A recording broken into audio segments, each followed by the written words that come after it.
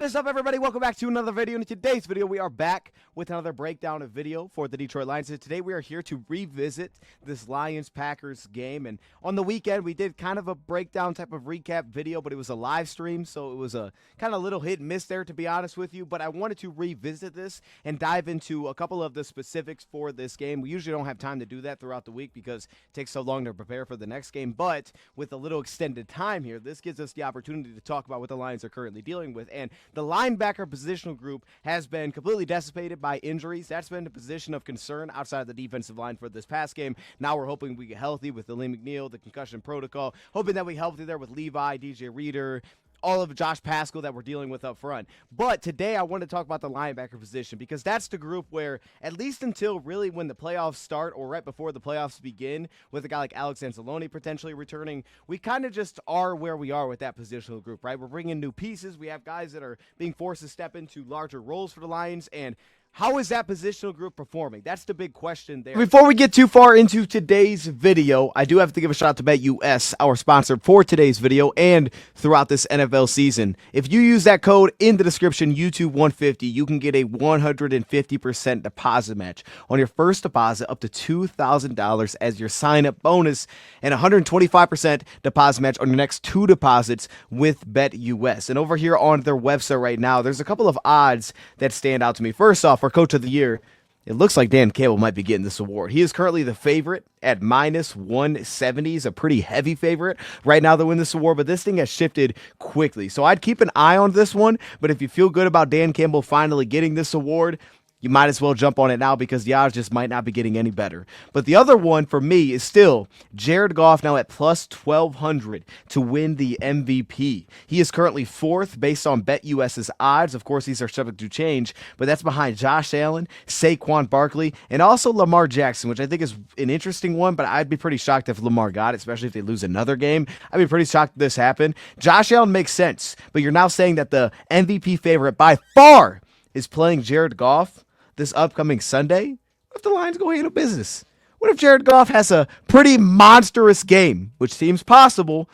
These odds might change very quickly into Goff's favor. So I would just say if you want to get in on it, now would be the time to bet over here with BetUS, man. So use that code YouTube150. If you don't have a sports book, you just found it. BetUS. Shout out to them. Now let's get to today's video. Kwon Alexander's, we're seeing the growth of Trevor Nowatzki, and then also you sprinkle a little bit of Jamal Adams into that positional group, rotating in with guys like Amik Robertson in this past game, which I'm still excited to see Jamal Adams. I think that he could be very impactful for this team as we continue and going into that playoff push, and I think we got kind of a glimpse of that in this last game. But I really wanted to focus on that second level, that positional group, that linebacker position in this last game against the Green Bay Packers, and also highlight Jack Campbell. Like, what has made Jack Campbell so valuable for the Lions so far this season? And in that live stream, like, we hit on a couple of the statistics from the game, like, for example, how well the Lions protected Goff, but also it was the fastest time to throw. It was the lowest pressure rate percentage for Goff. It was also the fastest time to throw. I thought schematics were amazing offensively from us in this game. And then also defensively, we held Jordan Love to less than a 50% completion percentage when we went to straight man coverage in this game by, my own doing there, by how I charted it out. Less than a 50% completion percentage. So once again, we were incredibly effective in doing that defensively.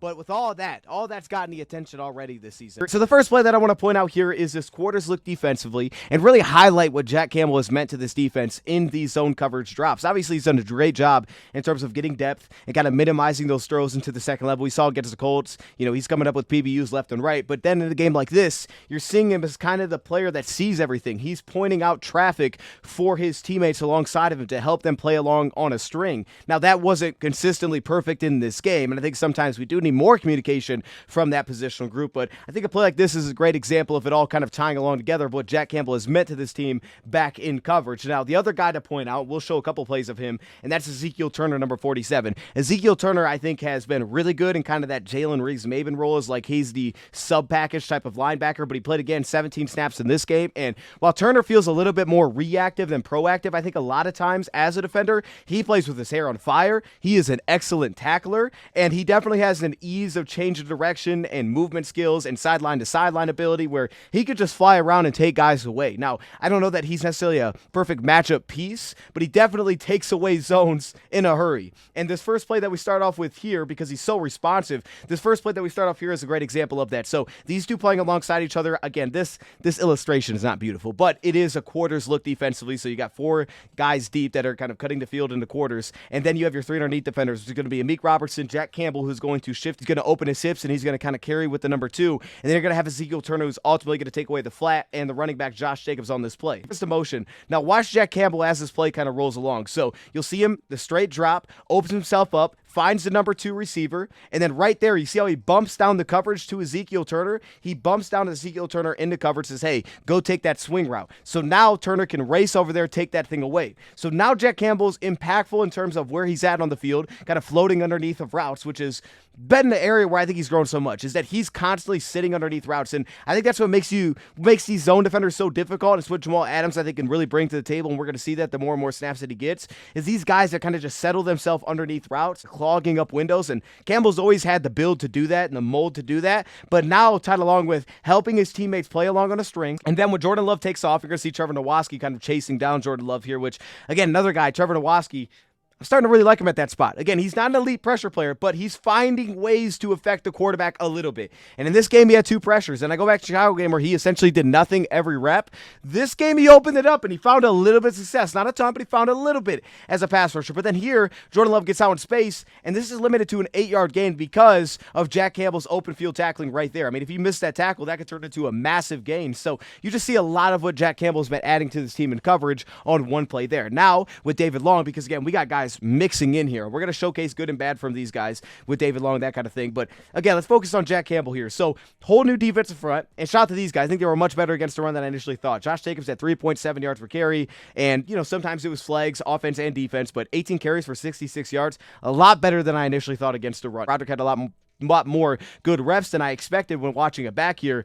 But here we focus on, I mean, you got guys playing from one gap into another, so like A to B, kind of that kind of thing. And you can see it here with Jack Campbell, the diagnose speed that he has here to kind of feel this and get on top of it. So you get this counter pull setup, right? So you get the down blocks here. There's the down block, and then we're going to get a kind of a down block up to the second level here for David Long. So this puts a lot of stress on Jack Campbell because these will backers for us, they don't do a great job of stack and shed, getting over blocks. They are more so of like, okay, I got to avoid the block. And if that's not perfect, sometimes they don't just offer a ton of help. You're going to see Jack Campbell, he's going to scrape down right off the hip of his defensive end, Miles Adams here. All right, so watch this. Miles Adams currently, he's sitting in that C gap. He's going to handle the C, push it into the D gap. So you're going to have Jack Campbell who fills, but because it's this counter play and they're getting outside of the offensive tackle here, David Long is the guy that can scrape down, fill into that gap right here. So Jack Campbell feels that, steps down, gets flat to where Miles Adams is handling the C to the D gap, and he settles into that D gap right here. He presses up against Tucker Kraft, settles himself down, makes himself very wide, which he's doing a great job of, and then sinks down and wraps and makes the tackle in the box. And I think that's where Campbell's been really good too, is even the plays that he's not making, he's been more effective in traffic this year. And I think it's little things like that where it's like, okay, close the airspace, get wide when you're behind the line of scrimmage, right? Kind of close off airspace, which is where I think he's improving. Then also he's very consistent right now with getting his hands inside, right? It's not always like the best pad level because it's just kind of an awkward spot being at like 6'5", trying to do that in the box, but he is finding some success right now to me, working a little bit better in the trap. Well, you'll see with Kwon is getting a lot more patience with Kwon, and I like the way that he plays. I think he just simply needs more time. I think with more time, Kwon Alexander's going to be very impactful. He played, I think, more snaps than David Long by 1 in this game, which kind of says a lot in my opinion here. But we look at Jack Campbell, and there's the great example of getting inside hands, working off of his defensive end right here on the tight end. You see him settle himself down, wide base, inside hands, locks out, then settles down to help in run support here. But then you also have Trevor Nowatzki, and I got to point this out because I didn't put the play in here, and I should have. Kwon Alexander did something very similar. He took on a pulling offensive lineman head on. This is Trevor Nowatzki taking on a tight end, and I love that, right? He sheds it, gets in on the tackle. David Long stepped in and took on an offensive lineman. Now, it wasn't perfect. He got kind of spun around, but he took it on, and that's what we're going to need for these guys that are undersized to do some of the dirty work at times. And then here, again, it's the communication. Jack Campbell and Ezekiel Turner, and Turner plays fast. He's so responsive in these assignments where you get this quads look with a bunch in the slot, and here comes the motion in. So lines are in man coverage. They motion in Josh Jacobs, and you're thinking, all right, he's going to the backfield, right? He's going to offset. And so you're thinking right now, like, okay, pass it off to Jack, Turner, step in, take the tight end. Well, that doesn't happen because he snaps it right here in this full quad bunch type of look. So he's underneath the play. So now how fast Ezekiel Turner and Jack Campbell feel this, and Ezekiel says, you know what? You got the tight end. I got to get back over top right here. And right here, he's like, all right, Jack, you got it. I got to get over top. So Jack's, of course, where he's supposed to be. And the thing with Jack Campbell is he's not a great man coverage, putting him on somebody. He never was that. I didn't think he was that coming out of Iowa. Go watch my breakdown of him. We drafted him. I never thought he was like put him on a tight end. He takes him out of the game. He's not that guy. But he's positioning himself early. And you saw him like in the back of the end zone. He got beat by Kraft, but the ball didn't go there because I think on that play we just had some pressure, kind of spilled him out. But here he gets in the right spot, settles in front of it, route goes down, and then Turner gets back over top to the running back, and he's not completely lost for the play. He's still responsive there to kind of feel it and be like, yeah, I probably should go get the other guy. He at least gets himself to that spot. So just a good example. And then here on the flea flicker, everybody's pushed up to the line of scrimmage here. Two guys I want to point out. Jack Campbell, again, the depth that he gets in the middle of the field, I think he does a solid job here of maybe kind of minimizing the want-to from Jordan Love to take this shot. But then also, watch Trevor Nowatzki working on the tight end. He resets himself through the rep, and while it's not pretty, right here, he drops his weight, gets low, and he creates kind of this force right back onto Love and right into the pocket and spills him out with Miles Adams. That was cool to see it because, again, against Chicago, there was like none of this. It was, and again, a lot of that was against the left tackle, Braxton Jones, so it's understandable. There was none of that. Here, dropping his weight, making a play, and then Jack Campbell dropping over the middle here, and there's no throw there. And by the way, we're seeing this last play. I got to give a shout out to Miles Adams. Like, he was the guy that impressed me a ton because I didn't know who he was when we signed him, and I think he showed a lot of that immediately. Like, he was an immediately impactful run defender. I still don't think his lateral movement's fantastic against zone, but the positioning showed up, the ability to beat single block showed up, and then he was also creating some pressure, which we knew that he was capable of historically. So Miles Adams stepped in, and it was like, this guy is impactful, and his ability to play up and down the line gives him versatility going forward.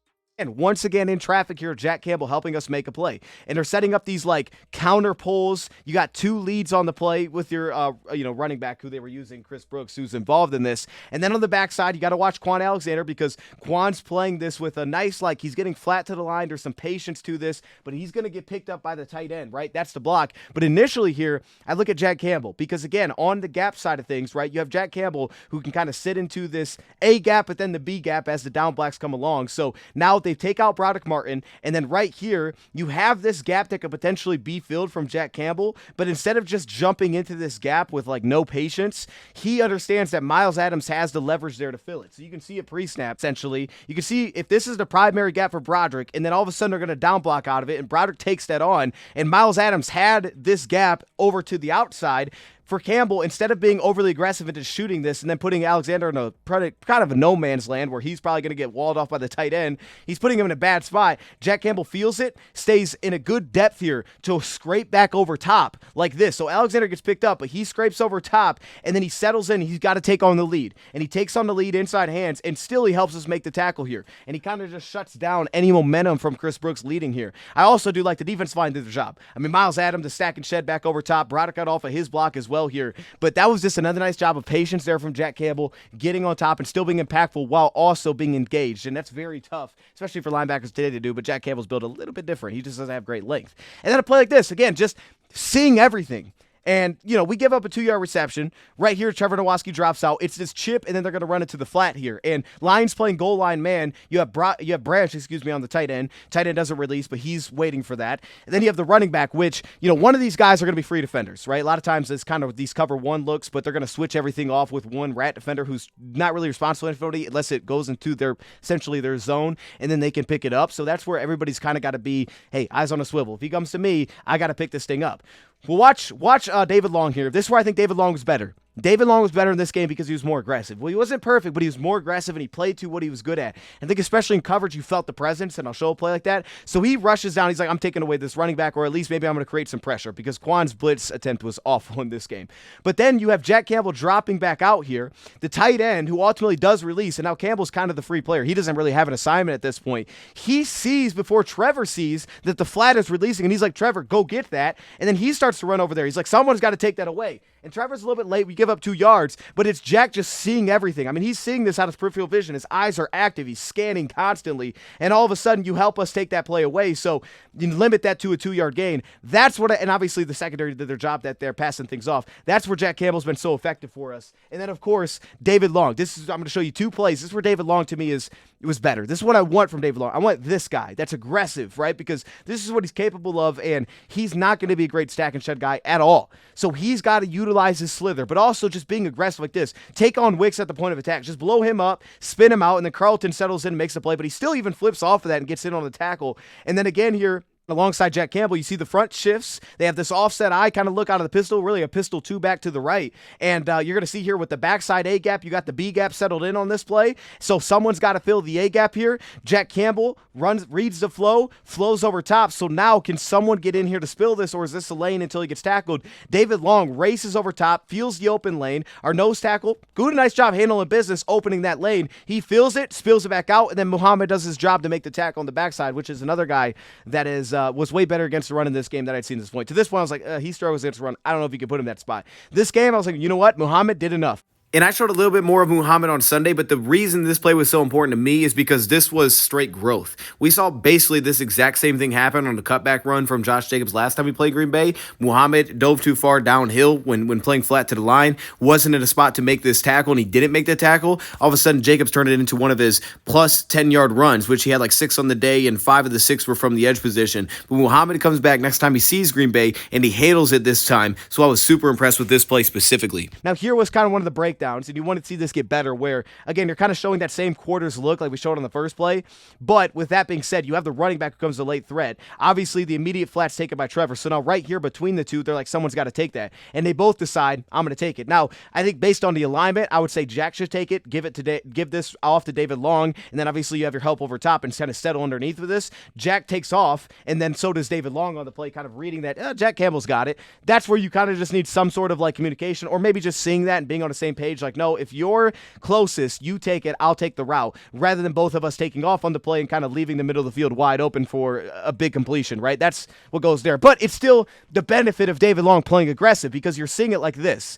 This is why I want David Long playing fast. Watch him here. This is where I think he's getting better for us and he's going to help us, is that when he's dropping his zone, this is what he wasn't doing to me in the first couple of weeks. He wasn't driving on these routes and making quarterbacks not throw the football. Watch this. He's reading the quarterback's eyes. He's breaking on this thing before the receiver is even breaking this route. And he settles in on it. Jordan Love now gets off the route. He doesn't like the little, quick curl. Now he's forced away from it, and he throws late. Now he does find his man because the Lions are going Tampa 2. You get the seam pulled out here. You got 2 vertical threats that Kirby has to worry about. And then all of a sudden, you have Jamal Adams who kind of drops it off into the flat, but then it breaks back into this whip route so they get this completion. So they still get their guy open as they're playing this type of coverage. But that being said, I do like to see what Long is there to kind of like, don't throw this pass. And there was a couple of reps here towards the end where we just weren't getting pressure, so that plays into it as well, where the pocket's just like this. I mean, it's really clean until late on the play. But again, who's getting the job done? It's the coverage. And we got to give credit to the second level that's helping us a ton. Ezekiel Turner, I don't think he's like a pure matchup piece. I think sometimes maybe a little bit over aggressive, like the balance at top like that. He's kind of a little top heavy, so he kind of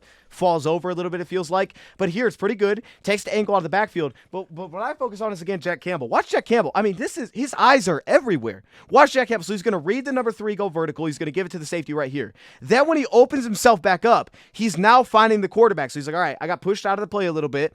I'm going to find the quarterback's eyes. So then when the quarterback right here, you see his eyes move over this place, Jack Campbell then sees his eyes look that way, and Campbell's like, all right, what is he looking at? I got to go find it. So he immediately steps down, finds the running back, and cuts this off. So instead of being able to run away from Turner and kind of loft it, Jack Campbell steps down, finds that, and now he picks it up in coverage. And then Jordan Love has nowhere to throw the football. So again, he's just constantly actively scanning in coverage, which I think is kind of the next step, is he feels much more comfortable. And then also the impact that Turner is adding into 17 snaps is the dude can legitimately get after the quarterback. And we don't have, to me, a lot of linebackers that are great at blitzing.